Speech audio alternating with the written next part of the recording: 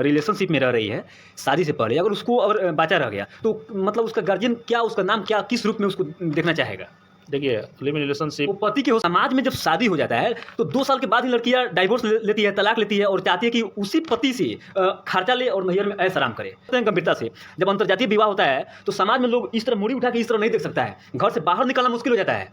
बहुत सारे ताना को सरकार, आप देख रहे हैं हर्ष संभव तक न्यूज़। तो हमारी उपस्थिति पूर्वी चंपारण में है। हालांकि लगातार लोगों का भी मानना था कि जब आप ग्राउंड रिपोर्ट करते हैं तो कुछ ऐसे भी वकील हैं जो हमेशा जनता की समस्याओं को सुनने का प्रयास करते हैं, तो उनसे इस मुद्दा पे बाइट लीजिए कि क्राइम क्यों बढ़ रहा है और जो लिव इन रिलेशनशिप का जो समस्याएं हैं थमने का नाम नहीं ले रहा है, जिस कारण से बहुत सारे हत्याएं हो रही है। तो कुछ ऐसे भी मुद्दा होंगे जो हम लोग सर से जानने का प्रयास करेंगे। थोड़ा सा दिखाइए, एडवोकेट यहाँ पे ऑफिस है जो सीके कंसल्ट के नाम से जाना जाता है। तो हम लोग अंदर आइए और हम लोग सर से जानने का प्रयास करेंगे। जो समाज इस तमाम मुद्दों पे ग्रस्त है और समाज भी इस मुद्दा को जानना चाहता है। आइए, हम लोग ऑफिस के अंदर आ चुके हैं। हमारे साथ चुन्नू कुमार सिंह हैं जो सीनियर एडवोकेट हैं और जाने माने एडवोकेट हैं। उनसे हम लोग बात करने का प्रयास करेंगे। हालांकि समाज में कुछ ऐसे पहलू है जो समाज को इससे जानना चाहिए और समाज को इससे बचना चाहिए। तो सबसे पहले तो सर से हम लोग बात करने का प्रयास करेंगे। सर, सबसे पहले तो मेरे हर्ष संभव तक चैनल के माध्यम से आपको बधाई और शुभकामनाएं, क्योंकि इतना बहुमूल्य समय आप दिए हैं। आपको भी बहुत बहुत बधाई हो और आपका चैनल जो है हर संभव तक को भी हमारे तरफ से बहुत शुभकामनाएं और बहुत बहुत बधाई। सर, लोग कहते हैं कि कानून के आप लोग रखवाला होते हैं, लेकिन जहाँ तक मुझे लगता है कि बिहार में अभी अपराध की ग्राफ थमने का नाम नहीं ले रहा है और अपराध की ग्राफ जो है हम लोग लिख कर भी लाए हैं कि कुछ ऐसे मुद्दे हैं जो नियम तौर पे समाज को जानना चाहिए। हालांकि लोग कह रहे हैं कि आज आम आदमी के लिए सबसे बड़ी कानूनी समस्या क्या है? क्या केस लंबा चलना, खर्चा ज़्यादा होना, क्या न्याय न मिलना? इस पर क्या कहिएगा? देखिए, न्याय जो न्यायपालिका के गठन किया गया है उसमें न्याय दिलाने के लिए किया गया है, ना इसमें अमीर और गरीबों की कोई बात नहीं है। रहा बात जनसंख्या की, जो हम अत्यधिक वृद्धि हो रही है, उस उपेक्षा हमारे जो न्यायपालिका है उसका बृहत नहीं होना भी सबसे बड़ा कारण है। और जब जनसंख्या बढ़ेंगे तो आपका अपराध का ग्राफ भी बढ़ेगा। पश्चिमी सभ्यताओं से जब हम अनुकरण करेंगे तो हो सकता है कि बहुत से अपराध की घटनाएं होगी। तो इसके लिए बहुत न्यायपालिका का विस्तार होना भी ज़रूरी है। फिर भी सरकार प्रयासरत है और इसमें अनुमंडल में भी जाके कोर्ट बना रही है, हर जगह न्यायपालिका दरवाजे पर पहुंचाने की कार्य कर रहा है। और इसमें लंबा चलने का आपका ये भी कारण है कि वो जो हो रहा है वो भी कम है, उससे और ज़्यादा होना चाहिए। न्यायालय के गठन और ज़्यादा होना चाहिए। अगर आप घर घर पहुंचाने के काम कर रहे हैं तो इसको और ज़्यादा बृहत रूप से न्यायालय के गठन करें तो लंबा, यही कारण है कि लंबा चलने का, कि न्यायालय बहुत कम पड़ जा रहा है जनसंख्या की अपेक्षा। कुछ लोग समाज में ऐसे भी हैं जिनका मानना है कि लास्ट में जाते जाते कमज़ोर लोग ही कमज़ोर पड़ जाते हैं न्यायालय में। तो उस लोगों को क्या मैसेज दीजिएगा? देखिए, इसमें न्यायालय में कमज़ोर पड़ने का, जैसे हमारा जितना भी कानून जो था वो सब अंग्रेज पद्धति के समय का ही था।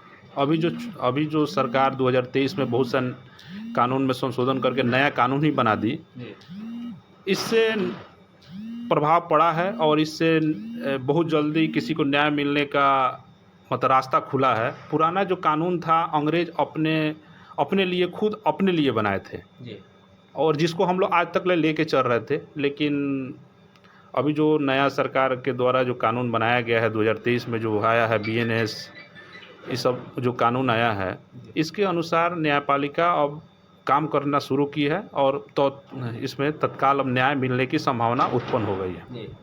ज़रूरी मुद्दा पे हम लोग आना चाहेंगे। हालांकि लगातार ये चीज़ों से कंट्रोवर्सी पूरे बिहार में चल रहा है और उस मुद्दा को भी हम लोग बताने का प्रयास करेंगे। लेकिन अभी जो चल रहा है पति पत्नी के रिश्तों से अवैध संबंध को लेकर, हालांकि लोग भी जानना चाहते हैं कि आप लोग कानून के हमेशा हवाला देते हैं, लेकिन समाज में वैसा होता नहीं है। हालांकि अवैध संबंध के शक में पति पत्नी एक दूसरे को जान ले लेते हैं। इसकी गलती इंसान की है या समाज की सोच की है, उसको लेकर क्या कहिएगा?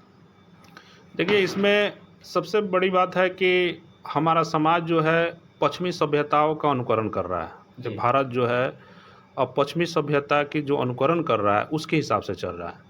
जहाँ समाज में जो अवैध संबंध पश्चिमी सभ्यताओं में जो खुला है और सेक्स जो वहाँ की कल्चर का हिस्सा है, जी।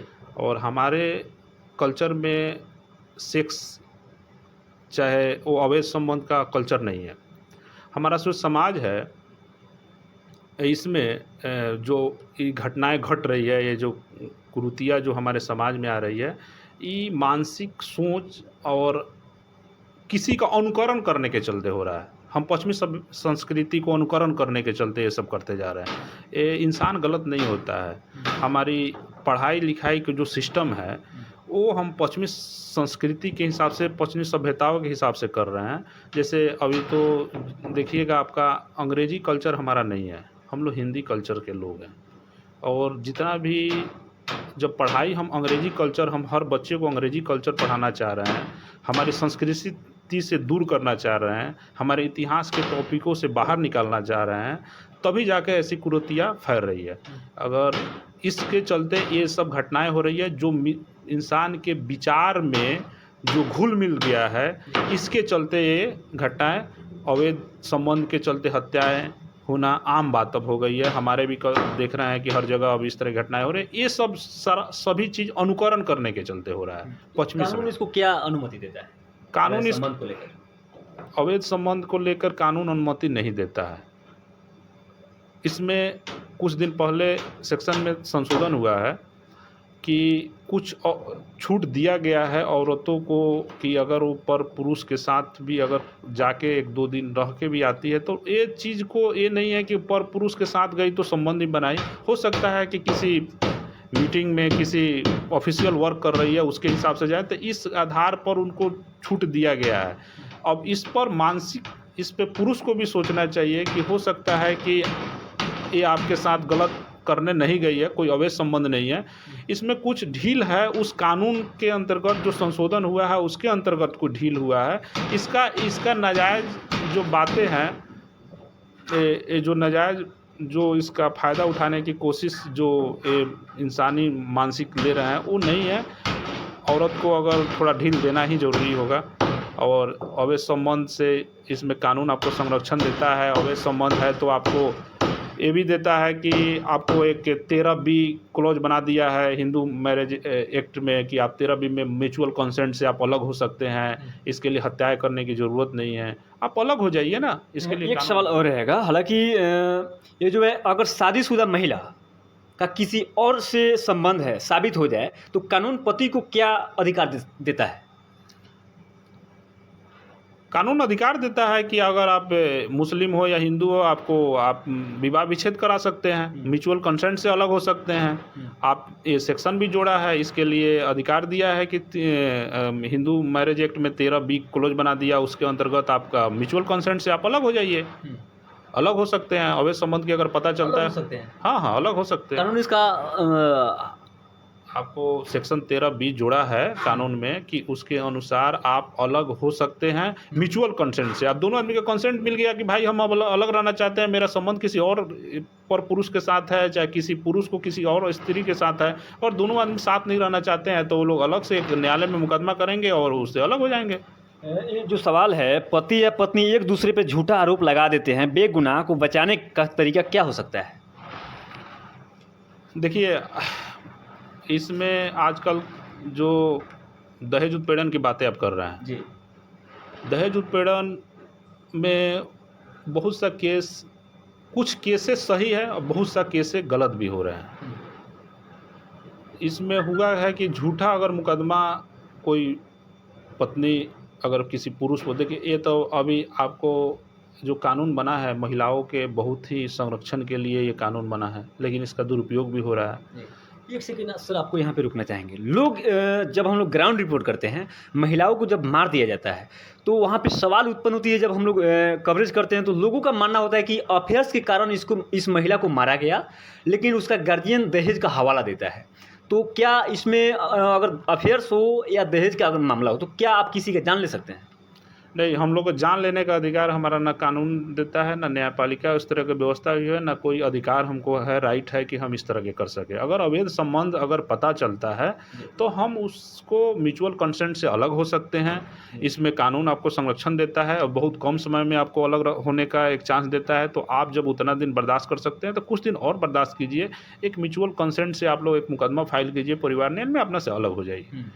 ये आपको अधिकार, लेकिन आपको हत्या करने का अधिकार आपको नहीं देता है, आपको उस पर क्रूरता करने का अधिकार नहीं देता है।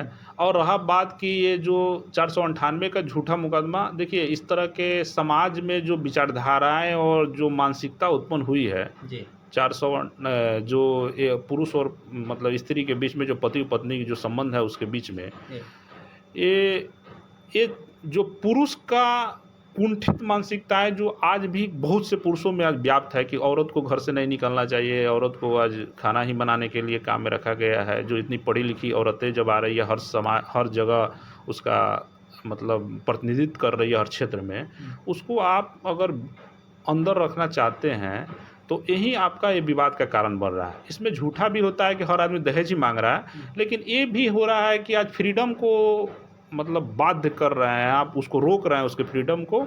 तो ये भी 498 और ये तो आप कानून के हवाला दे रहे हैं, लेकिन यहाँ पे सबसे बड़ी बात यह है कि आप जैसे बता रहे हैं कि फ्रीडम है, महिलाओं को भी अधिकार है, लेकिन महिलाओं को तो अधिकार देने का पछतावा बाद में होती है। जब महिलाओं बाहर निकलती है तो बहुत सारे ऐसे गैर पुरुषों के साथ उसका संबंध जुड़ जाता है। तो कारण मर्डर का ये भी तो हो सकता है। आप एक आप ब्लेम कर रहे हैं कि किसी पर कि आप वो जैसे ही बाहर निकले कि किसी गैर पुरुष के साथ उसका नहीं, संबंध। मेरा मानना नहीं है, समाज आपका का नहीं, जो ये सोच है। आपका सोच और आपका जो सोच समाज के सोच से ही लाए हैं। ये मैं कहना चाहता हूँ कि ये पुरुषों को इस मानसिकता को हटाना होगा कि कोई अगर स्त्री किसी काम कार्यस्थल पर जा रही है, कोई काम कर रही है, तो उसका अवैध संबंध ही हो सकता है। ये सामाजिक दृष्टिकोण से इस तरह के सोचना गलत बातें हैं। औरत तो इस तरह भी औरत भी तो सोच सकती है कि आप कहीं जा रहे हैं तो आपका भी हो सकता है कहीं अफेयर हो। तो ये इस पर एक म्यूचुअल पुरुष ऐसा कर सकता है। नहीं, पुरुष भी कैसे कर सकता है, उसको भी इसमें कानून में संरक्षण नहीं है, उसको भी उसके लिए सजा का प्रावधान है और स्त्री को भी सजा का प्रावधान है।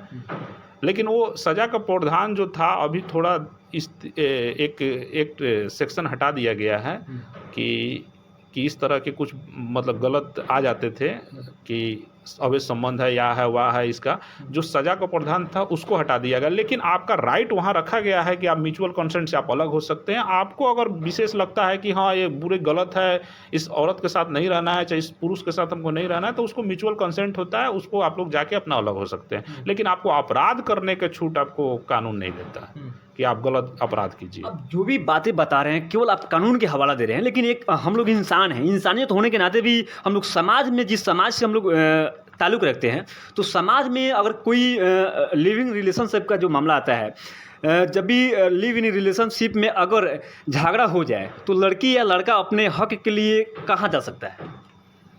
देखिए, लिव इन रिलेशनशिप में जो आपको अधिकार दिए गए हैं, कानून तो नहीं है इसके लिए, लिव इन रिलेशनशिप के लिए, लेकिन इसमें कुछ माननीय उच्चतम न्यायालय सुप्रीम कोर्ट का कुछ प्रावधान बनाया, कुछ जजमेंट दिए और एक जजमेंट भी आया है कि आपको अगर घरेलू हिंसा के शिकार अगर होती है उस श्रेणी में रखा लिव इन रिलेशनशिप में, और उसके तहत उसके अधिकार का, उसका सुरक्षा का गारंटी दिया है। आपको 2010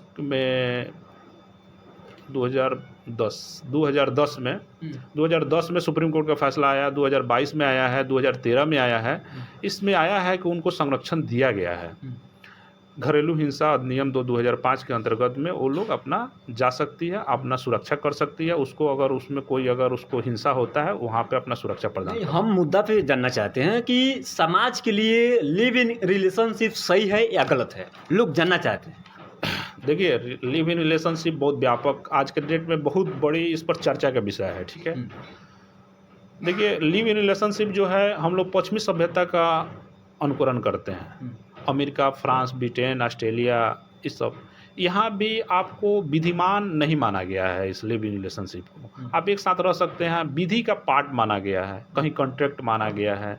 आप यूरोपीय समाज को तो देख ही लिए, अगर आप अरबीय समाज में आप जब आते हैं, अरब का समाज जब आता है, जैसे सऊदी अरब हो गया, ईरान हो गया, इराक हो गया, इंडोनेशिया हो गया, इस सब में तो आपको इस जो लिव इन रिलेशनशिप का जो बहुत ज़्यादा जघन्य अपराध के श्रेणी में रखा गया, उसको पत्थर मारना, कोड़ा मारना तक का उसका प्रावधान रखा गया है कि इसको कोड़ा मारो, पत्थर मारो। वहीं उसके बाद हमारे भारतीय सभ्यता संस्कृति में क्या है, भारतीय सभ्यता संस्कृति या कानून में इसका कोई अभी जायज़ अधिकार कोई एक्ट के तहत नहीं दिया गया है, कोई विधायिका इसको कानून नहीं बनाई है।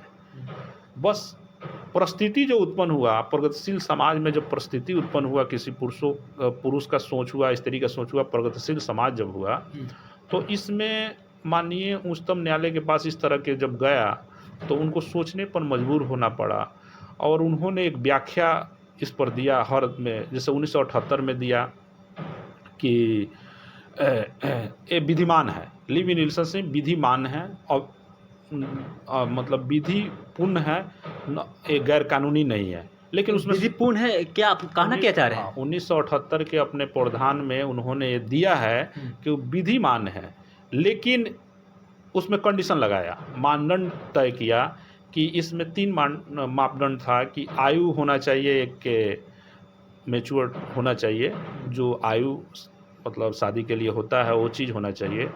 दूसरा उन्होंने बताया कि स्वस्थ मानसिकता के लोग होना चाहिए, और सहमति होना चाहिए, कोई ऐसा मतलब जोर जबरदस्ती इस क्षेत्र में नहीं होना चाहिए, लिव इन रिलेशनशिप में रह सकता है।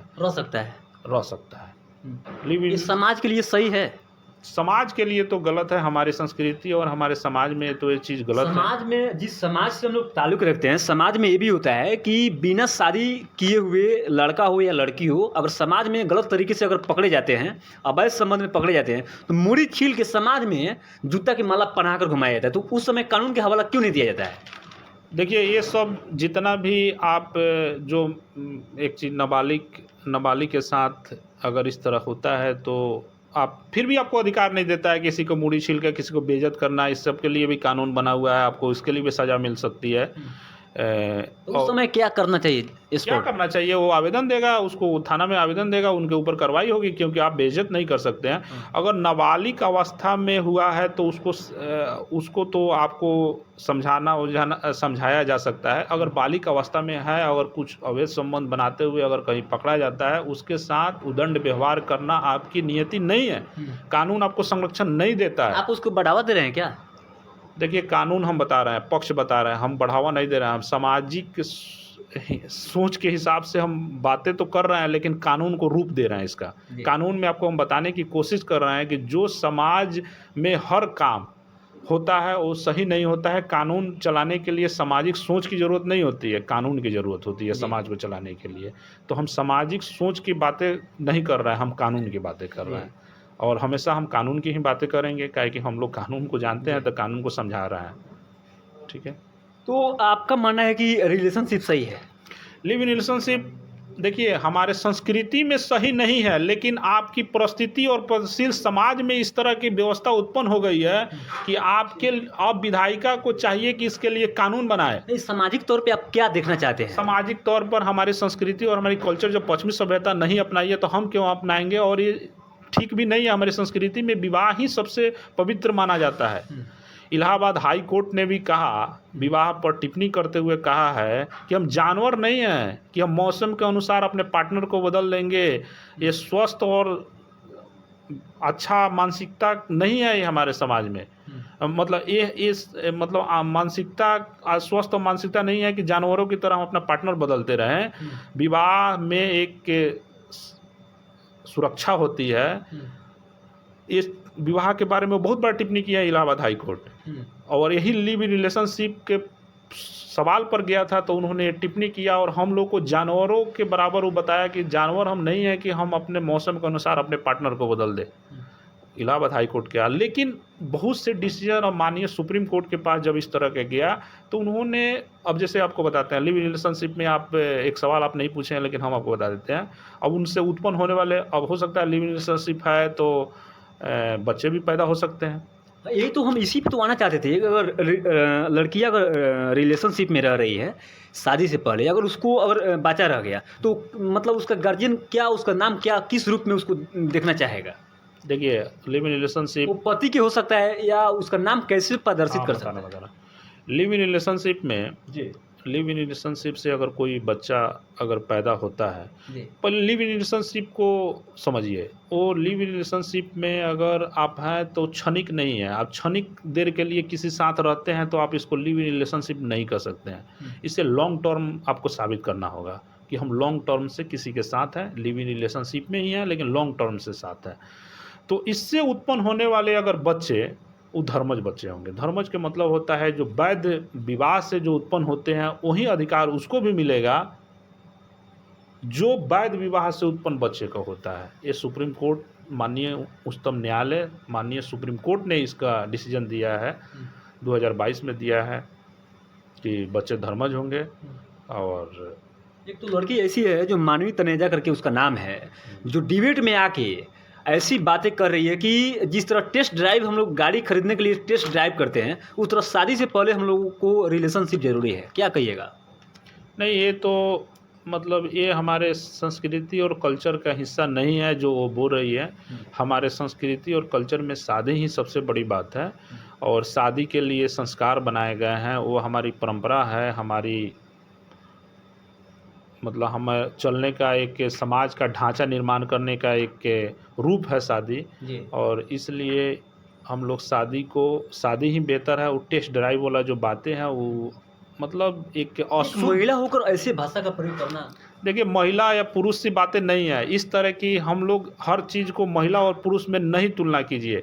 हम ये कहना चाहते हैं कि ये भाषा गलत है, ये हमारे कल्चर का हिस्सा नहीं है। वो चाहे पुरुष के मुंह से निकला हुआ भाषा हो या स्त्री के मुंह से निकला हुआ भाषा हो, हम उसका विरोध हम लोग को करना चाहिए कि ये भाषाएं गलती है।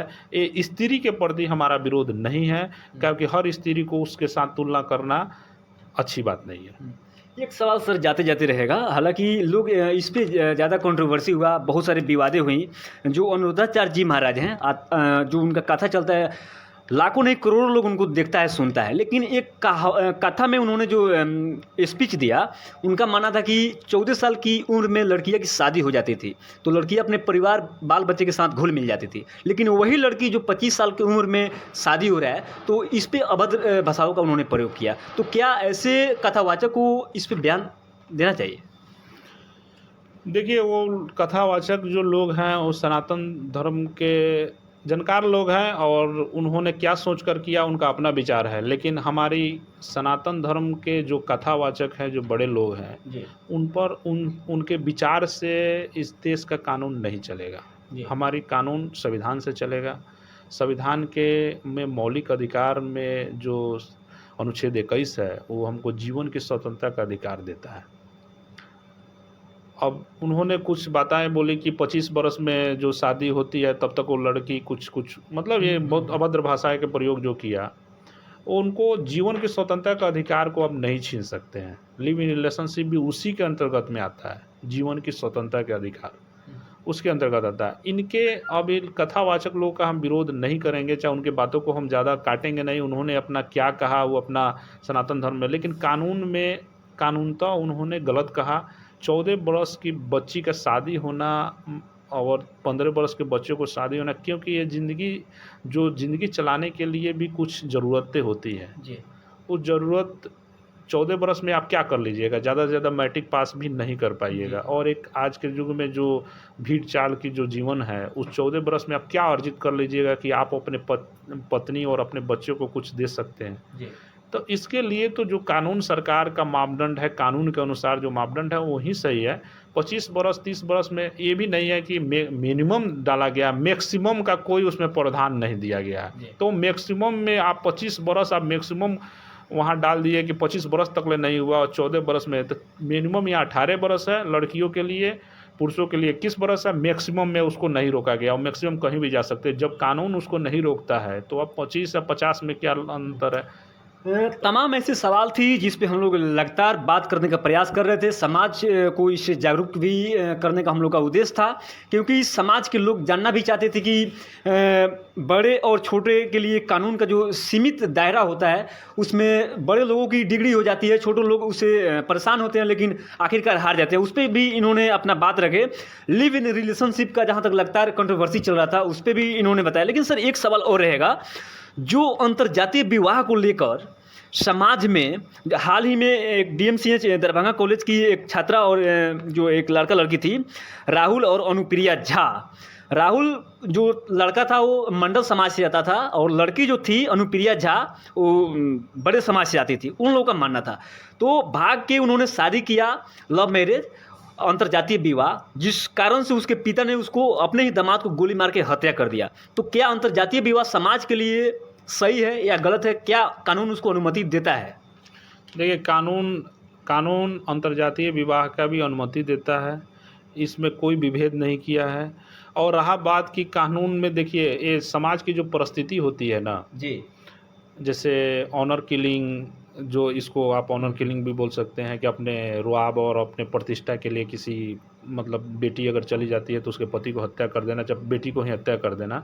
यहाँ खाप पंचायतें से कानून नहीं चलते हैं। खाप पंचायतें भी बनी हुई है इसके लिए कि कहाँ पे इसको अंतर्जातीय विवाह नहीं होने देंगे, अपने कुल में नहीं होने देंगे, या कुछ कुछ जगह पे नहीं होने जाए जिसमें उसमें उनको रोक लगाया। आप क्या कहना चाहते हैं इस पे? हम यही कहना चाहते हैं कि ये कानूनतः गलत है, इसको बढ़ावा नहीं दिया जा सकता है। किसी की मर्जी है, पढ़ी लिखी लड़की है, 18 वर्ष के बाद अपना पिता के संरक्षण के अधिकार से बाहर निकल गई है, इसीलिए कानून के अनुसार वो कहीं भी शादी कर सकती है। कानून उसको नहीं रोक सकता है। उसके पिता के द्वारा जो किया गया है, अगर ये साबित होता है तो उनको सज़ा मिलनी चाहिए और मिलेगी भी। तो क्या उस पिता को सज़ा मिलना चाहिए? आप इस पे जो उन्होंने अपराध किया है, क्या आप मानते हैं कि जो बच्ची को 14 साल, 15 साल के, 16 साल की उम्र में शादी कर देना चाहिए? उन्होंने इतना पैसा खर्चा करके एक बड़े कॉलेज में उन्होंने पढ़ाया, क्या अंतर्जातीय विवाह करके? और समाज में आप इस पे भी सोच सकते हैं गंभीरता से,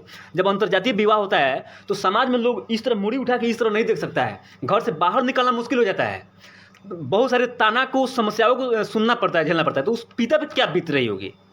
देखिए, ये इमोशनल ये बातें हैं कि पिता पर क्या बीत रही होगी। कानून से आप देखिए, जैसे ये जो उनके ऊपर उनके विचारधारा पिता का क्या था, इस पर कोई पॉलिटिकल पार्टी वाले ही इमोशनल बातें कर सकते हैं। हम लोग वकील हैं, हम लोग कानून की बातें करेंगे। हम लोग को वो अधिकार उनको नहीं दिया गया। अगर कानून में किसी लड़की का चाहे किसी लड़का का संरक्षण का अधिकार आपको 18 साल के नीचे के बच्चे को दिया गया है, 18 साल के बाद का संरक्षण का अधिकार उसका नहीं है, तो आप उसके विवाह करने पर कोई पाबंदी भी हिंदू मैरिज में नहीं है कि 18 वर्ष के बाद आपको पिता की ज़रूरत भी होती है। अगर इस तरह की कानून सरकार बनाती है, अगर इस तरह, देखिए कानून बनाना विधायिका का काम है, हम लोग न्यायपालिका से जुड़े हुए हैं। एक सेकंड, विधायिका बनाए, अगर इस तरह की कानून बनाए कि अगर इस तरह का अंतर्जातीय विवाह कराने के लिए, कुछ रजिस्ट्रेशन कराने के लिए, सब बहुत सी चीज़ों में पिता की ज़रूरत हो, तो हम उसको मानने के लिए तैयार हैं। लेकिन आज के डेट में जो कानून है, जो परिस्थिति है कानून का, उसमें उस पिता का कोई अधिकार नहीं था। वो 18 वर्ष से ऊपर हो चुकी थी, वो किसी से भी शादी कर सकती थी, अंतर्जातीय विवाह कर सकती थी। इससे उनको रोक नहीं करना चाहिए था, काहे कि अब वो ज़माना भी बदल चुका है और सोच के हिसाब से भी आपको डेवलप करना। आप इसको नहीं मानते हैं कि हाँ, अनुप्रिया झा जो लड़की थी वो गलत की? देखिए, सामाजिक दृष्टिकोण से अगर देखिएगा, हमारे समाज में तो कहा जा सकता है कि गलत है, लेकिन कानूनी दृष्टिकोण से वो कोई गलती नहीं की है। कोई गलती नहीं। कानूनी दृष्टिकोण से कोई गलती नहीं की है। वो मैच्योर थी, उसका एज 18 से ऊपर था, वो कर सकती थी और उसने किया भी है। तो हमारे अंदाज से कोई गलती नहीं की है। लेकिन समाज में वैसा क्या मैसेज आएगा? अगर गार्जियन चाहेगा कि बच्ची को रख कर बड़े कॉलेज में पढ़ाएं, तो क्या अब लग रहा है कि वैसे समाज को उतना मतलब स्वतंत्रता मिलेगा लड़कियों को? देखिए, समाज में, हमारी जो समाज है में हर आदमी के विचारधाराएं अलग हैं। जी, हो सकता है कि वो अनुप्रिया झा की पिता का विचारधारा अलग हो सकता है आपकी विचारधारा अलग हो, हमारे विचारधारा अलग है, क्योंकि यहाँ सबको अलग अलग सोचने, अपना अपना विचार रखने का अधिकार है। ये आप एक से नहीं जोड़ सकते हैं कि समाज में और लड़कियों को क्या बढ़ावा मिलेगा, ये विचारधारा एक के विचारधारा से अब सबका नहीं कर सकते हैं। हमारी विचारधारा अलग है। हो सकता है कि हम एक कोशिश करेंगे कि हम अपने बच्चे को अच्छे संस्कार दें, उसको चुनने का एक अधिकार दें, अच्छा वर्ण करने का अधिकार दें कि भाई तुम अच्छा वर्ण करो। और ये जो अंतर्जातीय विवाह भी हो तो एक अच्छा हो जो उसको ख्याल रख सके, उसका इज्जत कर सके। अगर हम आपको क्या लगता है कि हम लोग अगर किसी चीज़ को चुनकर भी किसी लड़की की शादी कर देते हैं तो क्या उसके साथ घटनाएं नहीं घटती है? उसके साथ भी तो 498 400 बहुत सारे केस है तो अंतर्जातीय विवाह का नहीं आता, सेम विवाह का ही आता है। देखिएगा परिवार न्यायालय में तो रोज़ केस का बाढ़ ही आ रहा है, बाढ़ बढ़ गया है, तो इससे भी तो होता है। तो हम लोग उसको एक चुनने का अधिकार दें, लेकिन वो उनका पिता के द्वारा जो अगर किया गया कृत है तो एक कानूनतः दृष्टिकोण से गलत है। सामाजिक दृष्टिकोण से अब इस पर विचारणीय योग्य है। इसके लिए सरकार को चाहिए कि नया कानून बनाए, उसमें पिता की अनुमति के प्रावधान करे, कुछ ऐसा करे कि जिससे कि लगे कि हाँ अनुमति लेना ज़रूरी है। देखिए, तमाम ऐसे मुद्दे थी जो समाज के लिए ज़रूरी इम्पोर्टेंट विषय थी। हालाँकि हम लोगों ने आम लोगों से इस मुद्दे पे बात नहीं किया। हालाँकि सीनियर एडवोकेट हैं, जाने-माने एडवोकेट हैं, जो समाज को जानना चाहिए। लेकिन एक काफ़ी समय ले लिए, लेकिन एक सवाल और रहेगा। हालाँकि ये बहुत इम्पोर्टेंट पहलू थी। हमेशा पति को ही अलीमनी क्यों देनी पड़ती है, जबकि कई बार पत्नी की भी कमी है? तो इस पे अलीमनी होता क्या है? थोड़ा-सा इसके बारे में बताइएगा। देखिए, एक जैसे आप पति पत्नी अगर मान लीजिए कि शादी हुआ, जी, भरण पोषण का अधिकार पत्नी को भी उत्पन्न होता है। जी, और एक जो विवाह विच्छेद के समय जो एक अमाउंट देने का जो प्रावधान है वो भी कानूनतः है। तो अब इसमें होता है कि आप कह रहे हैं कि पुरुष को क्यों नहीं मिलता। इसमें भी बहुत सा केस जब समाज में परिस्थिति उत्पन्न हुई तो बहुत सा केस न्यायालय में गया है कि जब पत्नी कमा रही है और हमको छोड़ रही है, हम पति हम बेरोजगार हैं, तो हमको भी कुछ मिलना चाहिए। अभी विचारणीय है। अभी इस तरह के हमारे सामने अभी तक इस तरह के कोई जब माननीय उच्चतम न्यायालय या उच्च न्यायालय का कोई अभी प्रावधान आया नहीं है हमारे नज़र में। इस पे हम लोग डायरेक्टली बात करना चाहेंगे। हालांकि जो कानून के आप जो हवाला दे रहे हैं, लेकिन समाज में जब शादी हो जाता है तो 2 साल के बाद ही लड़कियां डाइवोर्स लेती है, तलाक लेती है और चाहती है कि उसी पति से खर्चा ले और नैहर में ऐश आराम करे। तो समाज के लिए तो ये तो गलत है ना? देखिए, समाज के लिए तो पूरी तरह गलत है। अगर हम इस पर इसका सपोर्ट नहीं करते हैं, इसलिए कि देखिए, जो भी औरत अगर मान लीजिए किसी पुरुष के साथ नहीं रहना चाहती है, अगर अपने आप को उतना सक्षम समझती है कि हम कुछ कर ले और अपना कमा ले, अपने परवरिश कर सकते हैं, तो उनको ये तो नहीं लेना चाहिए। वो कोर्ट में ये प्रावधान है, कोर्ट में भी वो लिख कर दे सकती है कि हमको नहीं चाहिए, नहीं भी लेता है लोग। बहुत सा केस में इस तरह हुआ है कि कुछ औरतें नहीं लेती है। लेकिन अभी तो जो कानून के हिसाब से है, अभी औरतों का इसमें 125 भरण पोषण अधिनियम के अंतर्गत में भरण पोषण उसको पाने का अधिकार है। उसके बाद उसको कुछ एक अमाउंट जो फिक्स अमाउंट भी मिलता है उसके एवज में। तो ये सब चीज़ अधिकार अभी औरतों के पास ही सुरक्षित है, हमारे पुरुषों के पास नहीं है। सामाजिक दृष्टिकोण से अच्छा नहीं है। सामाजिक दृष्टिकोण से अगर आप पत्नी हैं, अगर आप सही सचमुच अपने भरण पोषण करने के लायक नहीं हैं, तो आप पति से ले सकती है। लेकिन अगर आप हैं तो आप नहीं लीजिए। लेकिन हम लोग देखते हैं कि वो है भी तभी लेती है। और रहा बात ऐश मौज करने का, तो आप औरत पति से ही पैसा लेकर ऐश मौज अगर सामाजिक बात करेंगे तो आप बहुत सब बातें पहले से ही कहा है कि अवैध संबंध, फलना संबंध, चिलना संबंध। मतलब समाज में एक बात हम आपको बहुत अच्छा बता देना चाहते हैं कि पुरुष के पास ऑप्शन की कमी होती है, लेकिन औरतों के पास ऑप्शन की कमी नहीं है। अगर आप बहुत बढ़िया बात आप कहे हैं। मुझे लगता है कि सारी सवालों के जवाब इसमें मिला। हाँ, बोलिए। तो जब आप इस बात को कहते हैं कि वो पति से ही लेकर ऐश मौज कर सकती है, तो उसके पास ऑप्शन तो बहुत ज़्यादा है। अगर वो चाहे तो 2-4 और रख के भी ज़्यादा ऐश मौज कर सकती है। तो ये बात कहना एक मतलब गलत बातें हैं और हम इसका सपोर्ट नहीं करते हैं कि वो पैसा लेती है तो अपना ऐश मौज ही करती तो होगी। इसमें भी सर एक सवाल छुप रहा है, हालांकि उसको हम लोग प्रदर्शित करना चाहें। महिलाओं को क्या आप मतलब हीन दृष्टि से देख रहे हैं? नहीं, औरतों को हीन दृष्टि से कैसे देखिएगा भाई? आप कह रहे हैं कि बहुत सारे ऑप्शन महिलाओं की ही होती है, जेंट्स के पुरुष के पास नहीं होता है, तो लग रहा है कि आपकी बातों से झलक रहा है कि महिलाओं को आप हीन दृष्टि से देख रहे हैं। नहीं नहीं, महिलाओं को हीन दृष्टि से नहीं देखा जा सकता है, क्या कि महिलाएं से कि हमारे उत्पत्ति के कारण भी महिलाएं हैं जी। और हमारे बच्चे के उत्पत्ति के कारण भी महिलाएं हैं, और महिलाएं ही हमारी जो आज के डेट में अगर हम यहाँ पर हिष्ट पुष्ट खड़े भी हैं, बैठे भी हैं, तो उन्हीं के कारण है। तो हम उसको हीन दृष्टि से कैसे देखेंगे? ये आप हमको गलत सवाल में उलझा रहे हैं। देखिए, तमाम ऐसे मुद्दे थी जो निष्पक्ष तरीके से चुनू कुमार सिंह इनका नाम हुआ, बड़े पैमाने पे लोगों की समस्याओं को हमेशा सुनने का प्रयास करते हैं, देखने का प्रयास करते हैं। बहुत सारे ऐसे केसेस हैं जो लगातार सर के पास आते हैं और समस्याओं का समाधान भी होता है। तो समाज के प्रति क्या कमियां थी, समाज को क्या जानना चाहिए था, तमाम ऐसे मुद्दे थी जो सर से अवगत करवाएं। और बाकी आप लोग कमेंट बॉक्स में बताइएगा कि सर का कितना अच्छा सजेशन था जो समाज को इस गंदी छवि से बचना चाहिए। और जो लीगल प्रक्रिया का इन्होंने जो बात कहा कि समाज में ऐसे भी लोग हैं जो लिविंग रिलेशनशिप के बारे में जो बताएं, तो बहुत सारे ऐसे मुद्दे थी जो समाज पे इस पे सोचना चाहिए, विचारना चाहिए। और जहाँ तक इन्होंने बताया कि रिलेशनशिप कानूनी दायरे में सही है, हालांकि सही है, लेकिन समाज को इस पे गहन विषय से देखना चाहिए। आप लोग देख रहे थे हर्ष संभव तक न्यूज़ और हमारी उपस्थिति पूर्वी चंपारण में थी। हमारे साथ सीनियर एडवोकेट चुनू कुमार सिंह जी जुड़े हुए थे। जय हिंद, जय भारत।